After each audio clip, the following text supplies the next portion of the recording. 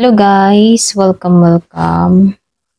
Collective reading tayo ngayon. So tingnan natin kung ano yung energy ng person mo. Ano yung energy ng person mo sa'yo? Give me the message para to sa mga no contact situation na nakikibalita. Ano yung energy ng person mo sa'yo? Give me the message. Ano yung energy ng person mo sa'yo?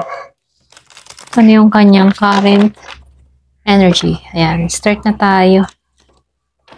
Give me the message.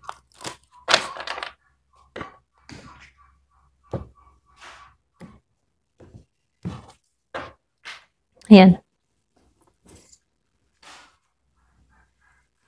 So, kunin ko lang ito na hulog.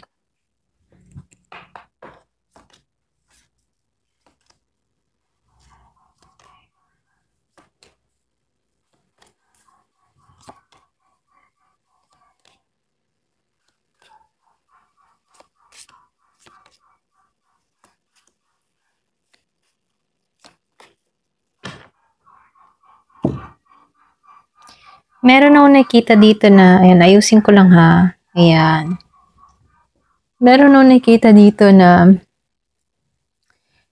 Scorpio, Cancer, Pisces, Aries, Leo, Sagittarius, Taurus, Virgo, Capricorn.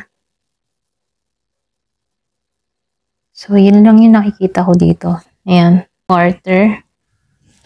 Moon, okay? So, naka-operate siya dito. Merong pag-release, pero hindi pa fully tapos, Ibig sabihin, meron ditong tinapos na cycle, pero meron ditong resistance ng let it go para sa'yo, okay?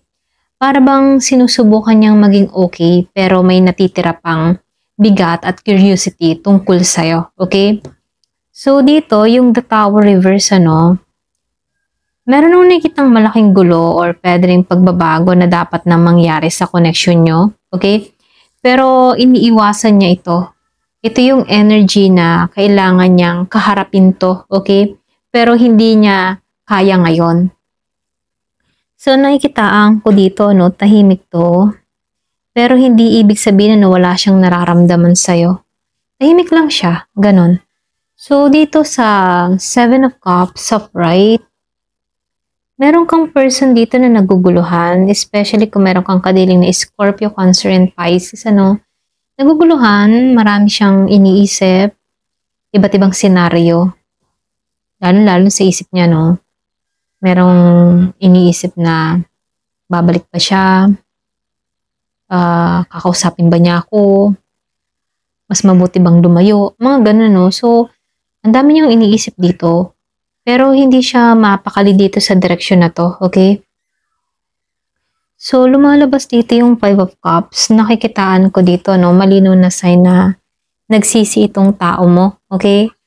Malungkot, mayroong panghihinayang, mayroon siyang, kumbaga, itong tao mo, laging nagigilty, Pwedeng sobra yung laki ng hinayang ng tao na to sa'yo. Pwedeng bihira kang tao, kaya ganun na lang yung panghihinayang niya rito, Hindi niya sinasabi sa iba. Ito lang nakikita ko, Meron din siyang mga hindi nasabi sa'yo noon. At nanghihinayang tong tao na to na hindi siya naging tapat sa'yo, okay? Nakatingin siya sa mga mali. Ito lang nakikita ko. Hindi pa siya nakatuon sa pagbabago, okay? So, nakikitaan ko dito, may lumabas na Three of Wands dito, then the King of Wands dito. Pareho naman siya naka-upright dito. Kaya lang dito, meron nagpaplano. Pwede nagpaplano siya rito. May plano siyang mag-reach out or pwede rin hindi pa ngayon, okay? So, gusto ng smooth comeback. Pero, yung mga tipong hindi awkward sa inyong dalawa. So, dito sa King of Wands, malakas pa rin yung ego ng person mo, Kumbaga, gusto niya siya yung may control. Gusto niya magpakita sa'yo eventually na strong siya, stable siya, ganun. Hindi yung parang naghahabol. Alam mo yon. So, meron din siyang ego na gustong ipakita sa'yo. Ayaw niya nang magmukha siyang kawawa. Ganun, okay? So, dito, lumabas yung first quarter reverse, Natatakot siyang gumawa ng unang moves dito kasi hindi siya ready, okay? Pero gusto niya, no? Gusto niyang makita ka, gusto niyang masilayan ka, pero hindi siya ready, okay? So, may mga ganun siya dito, no? So, nakikitaan ko dito,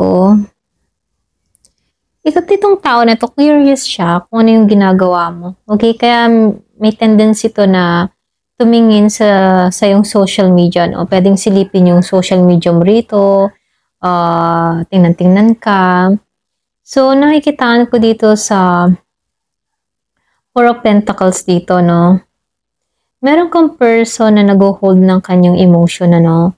Hindi nagpapakita or pwedeng ikaw, or pwedeng siya, okay? So, maalinsin yung dalawa, no? Meron lang nakikita ditong tao na nag-hold ng kanyang emotion, hindi nagpapakita, hindi nagpo-post, or ng totoong nararamdaman. Pwedeng meron kang person na ganito. Kung ikaw yung tipo ng tao na mahilig mag-post, no? Nasisilip ka ng tao na to, pero hindi siya active sa social media. Paano i-stock lang yung energy ng tao na to, okay? So, nakikitaan ko dito, pinapanood ka pa rin niya, okay? Lalo na yung bang tipo na lumalabas kasi yung energy niya dito na ayun yung bitawan yung connection ninyong dalawa, okay? So, dito, dahil lumabas naman tong Page of Wands dito, no? Naka-reverse siya in the full dito. So, nakikitaan ko dito, ayaw niya mag-message o magparamdam, pinipigilan niya yung sarili niya, okay? Pero nakatuon sa'yo ha, sa social media, okay? Yung iba sa inyo ha, kumbaga itong tao na to dito sa The Fool, ano, nakikitaan ko dito na meron tong mga plano.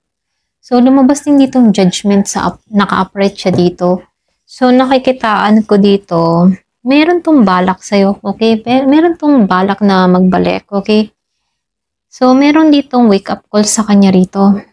Darating siya yung bang tipong darating sa kanya yung hindi niya kayang iwasan, ganun. Kumbaga, kailangan niyang harapin ikaw, kailangan niya ng closure, kasi siya mismo dito ang apektado, okay? Kung ikaw naman hindi apektado sa kanya, no? The more siya yung apektado dito, okay? So, gusto ng tao na to yung truth or closure, pwedeng reconciliation. So, gusto niyang ma-resolve yung connection nyo, no? Kaya lang, kasi nakikitaan ko dito, unresolved connection pa yung nangyayari sa inyo. Merong unresolved issue or pwedeng unfinished business, ano. So, dito, sa The Fool, yung bang tipo na naghahanga dito ng bagong simula sa'yo, yung bang tipong pag nag-message siya, magiging light lang. Yung hindi ka masyadong mabigat ang dating mo, okay? Kung mag-message siya, pero ikaw, para bang pwedeng naghilom ka na, or pwedeng okay ka na, or pwedeng hindi lang mabigat yung diga mo sa kanya, ganun. Gusto niya yung friendly lang or casual lang kayo, hindi drama. Para bang gusto niya maging friends kayo, maging magkaibigan kayo, ganun. Pero hindi naman intention na restart, ano. Pwedeng gusto muna ng tao na to na maging friend lang kayo kasi yung guilt niya, yun yung kumakain sa kanya dito, ano.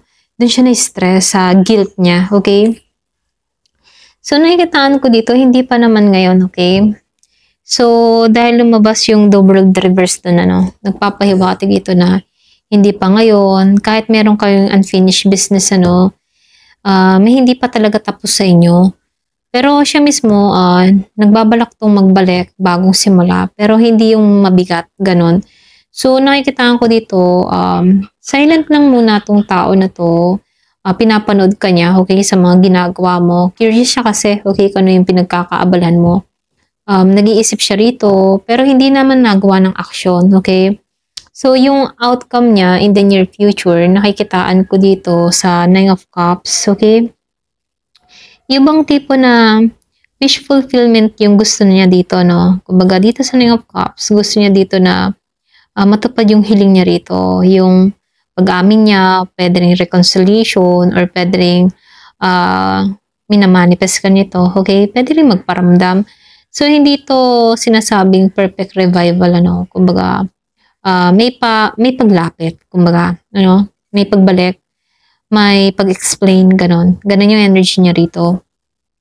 So, nakikitaan ko dito, oo, yung iba sa inyo, pinapanood ka nito, meron siyang lungkot at panghihinayang sa'yo. Ayaw niyang magpakita ng kahinaan dito kasi meron pa rin tong ego, okay? Mataas ang pride ng person mo. Ito lang nakikita ko.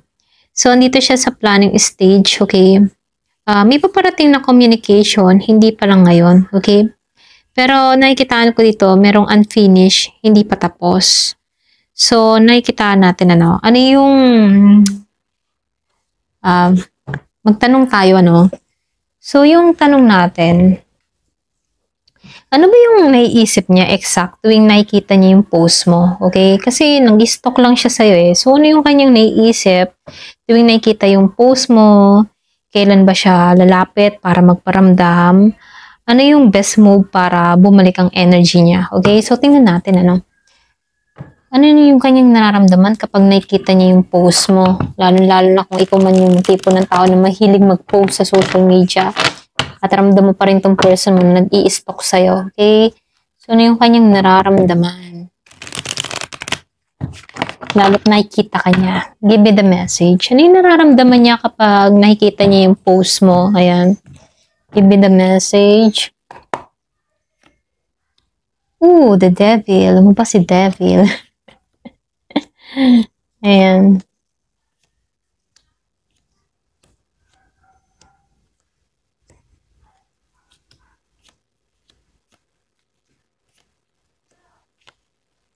Okay. So, dito, no, lumabas agad yung Page of Pentacles and the Devil dito. Parang siya naka-upright dito. So, ibig sabihin, no, may interest siya sa'yo. Lalo-lalo na sa nangyayari sa'yo. Okay? So, nakikitaan ko dito, curious pa rin siya sa'yo. Gusto niya malaman kung ano nangyayari. Kumbaga, gusto niya malaman kung ano nangyayari sa'yo. Sincere yung energy niya rito, no? Pero lumabas tong the devil dito, upright. So, obsess. Meron kang person na obsess or pwedeng attach pa rin sa'yo. Hindi kanya kayang ma-let go dito sa the devil, ano? So, nakikitaan ko dito, meron temptation. So, ibig sabihin, minsan gusto kanyang i-message, minsan pinipilit niya yung sarili niyang lumayo pero hindi niya kaya dito, okay? So, tingnan natin, ano? Lumabas tong 8 of Pentacles. So, nangangahulugan, ano, nahihirapan siyang mag-moving on. Hindi niya kayang ayusin yung sarili niya dito, okay? Para bang, ano, may mga bagay sa buhay niya na hindi niya pa tinatapos, hindi niya inaayos. Feeling niya hindi siya enough para lumapit sa'yo, okay? Then sinabayan pa ng The Hermit dito. Ito yung dahilan kung bakit silent mode ito, okay?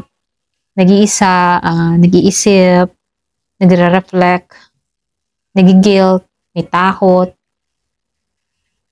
Kumbaga itong tao na to, kailangan niya muna ng espasyo para ba matauhan, ganun. Pero lumalabas dito, hindi kanya kayang makalimutan, okay?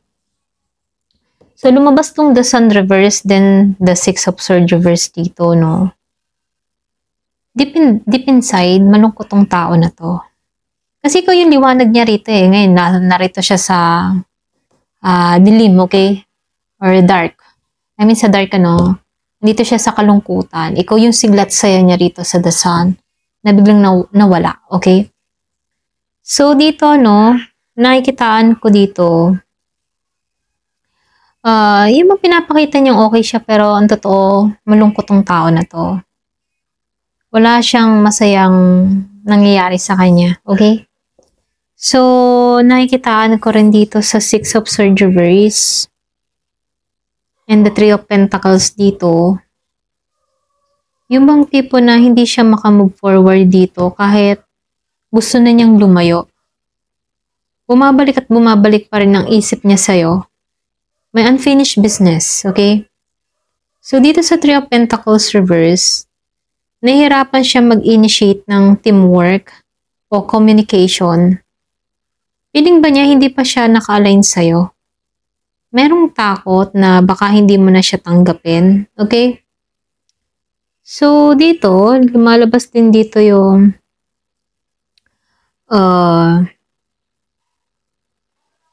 Three of Wands dito, no? Yung bang tipo na wala siyang clear. Yung wala siyang clear direction, lalo-lalo sa isip niya, no? Meron siyang pagpaplano na lumapit, pero bigla siyang natatakot. Yan yung delay movement. Then, sinabayan pa siya ng Four of Swords dito, naka-upright. Kailangan ng tao na to ng healing at magpahinga. Emotionally drained siya dito, no? Lately. So, nakikitaan ko dito sa King of Wands, ano? Yung bang tipo na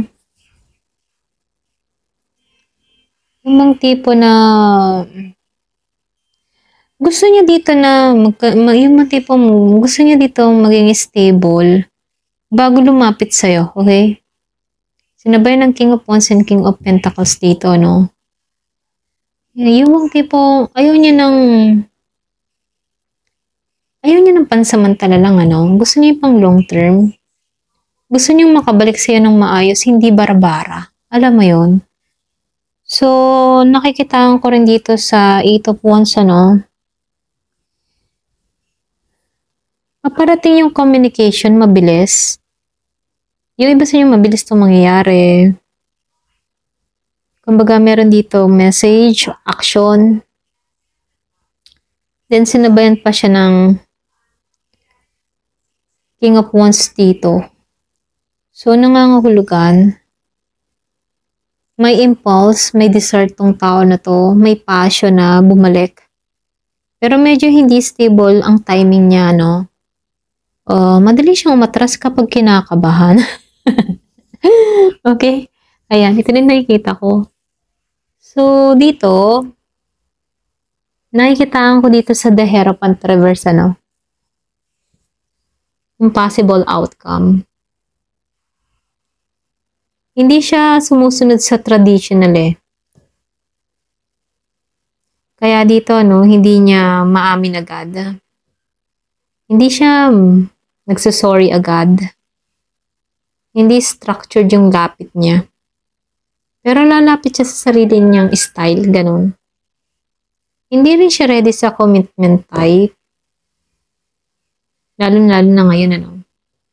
Pero ready siya na buksan ulit yung communication. Para bang gusto niya lang dito, pwedeng gusto ko niya lang makausap, para ba gumalang yung pakaramdam niya. Para bang gusto niya lang dito ng closure, yung casual lang, ganun. Hindi para simulan muli yung relasyon, ano. Para bang gusto niya lang mapanatag or pwedeng gusto niya dito na matanggal mo yung galit mo sa kanya, ganun. Ito lang nafe-feel ko sa kanya, no. Base din sa mga card na lumalabas dito. So, itong tao na to, hindi naman siya totally masama. Kumbaga gusto niya lang yung kapatawaran mo. Or pwedeng curious pa rin siya sa'yo kung ano nangyayari sa'yo. Hindi naman to agad naghahangad ng long-term connection sa'yo. Basta nandyan ka lang, ganon. Ganon lang yung nakikita ko rito. So, dito, itong tao na to, attached pa rin siya sa'yo, no? Hindi pa siya nakaka-move on mentally. Nag-iisa siya, nagre-reflect siya ngayon. May guilt, may lungkot, may confusion. Gusto niya maging stable bago lumapit, okay? May paparating na galaw. So, hindi naman siya traditional na tao, no? Para bang bigla ang message, casual approach, ganon. Yung connection nyo, hindi pa tapos dito sa Six of Swords. Ito lang yung nakikita ko. So, ayan. Ito lang yung nakikita ko. Ayan. Hanggang dito na lamang po. Thank you for watching. Love and peace.